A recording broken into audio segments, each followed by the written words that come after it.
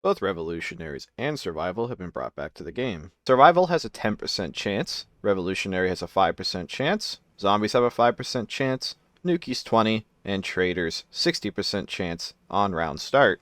Nothing else has really been changed with these game modes besides this, they're just kind of back but more rare now. Bleeding has received an update, and to really sum it up and keep it simple, your wounds will naturally clot slower, meaning you'll bleed longer.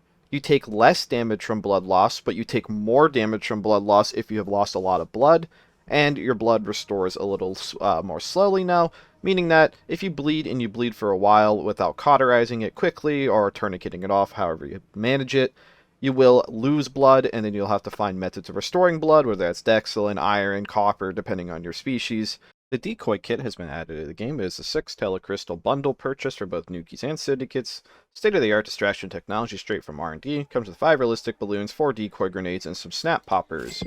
Comes in a red duffel bag, the Syndicate duffel bag, and inside it is a bunch of trickery. There is the Syndicate tricky bomb, so if anyone has shift examines it, they'll know it's not a real mini bomb, but that requires them to have to shift click it. There's fake-looking explosive grenades, the snap pop box, which when you throw them, they make actual looking explosions that don't do anything, so great for distractions.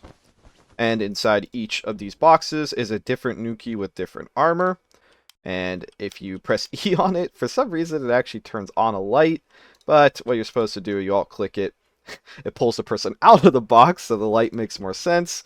But they're like balloons, so they're they're funny looking. But if you just would bring them to the bar or something and just try to strap them in a chair. I could see somebody falling for that, just yelling out Nukies. I mean, people already like yelling out Nukies, so seeing a literal fake Nuki that's named Agent Charlie, even if it tells you it's a balloon, people still fall for it. I think it's really funny. The Macrobomb has had a cost reduction from 20 telecrystals to 13. Implants like the Microbomb and Death Acidifier now actually have a confirmation, so if I press the button, this action will kill you. Use it again and confirm.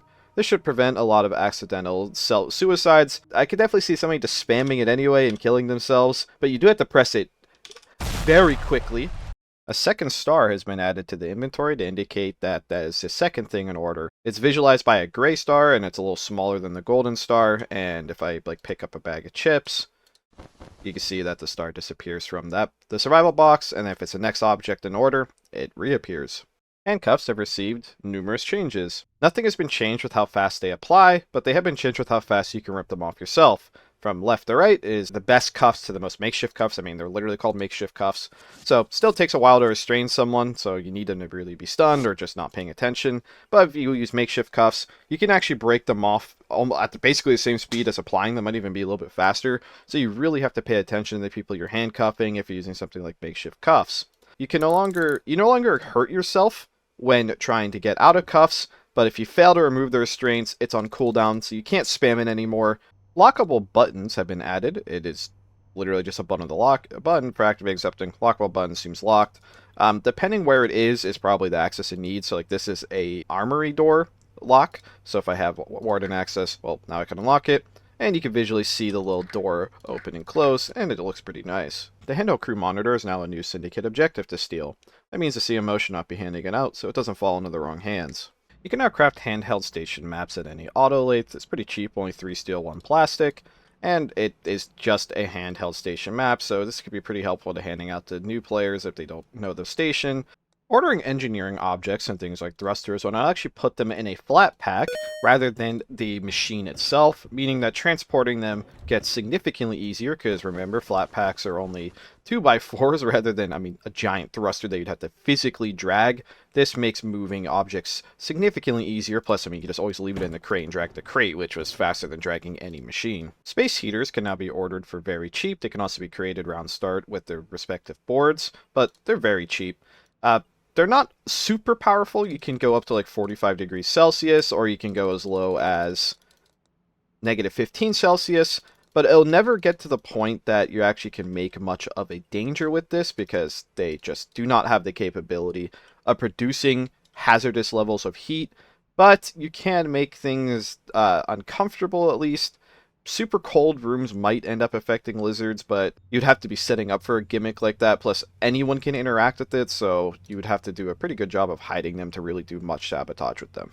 Mass media UI has been overhauled. You can now see a full list of your articles. You can type your articles just like normal. You can preview them before they go out, just so you can make sure that your formatting is correct, especially if you're using like custom symbols, and publish like normal.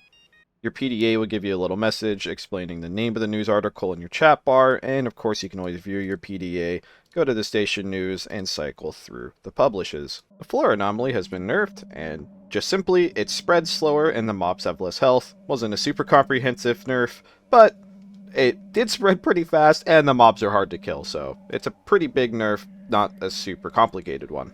I want to thank all of our maintainers and contributors for all the hard work to the game. Thank you for watching.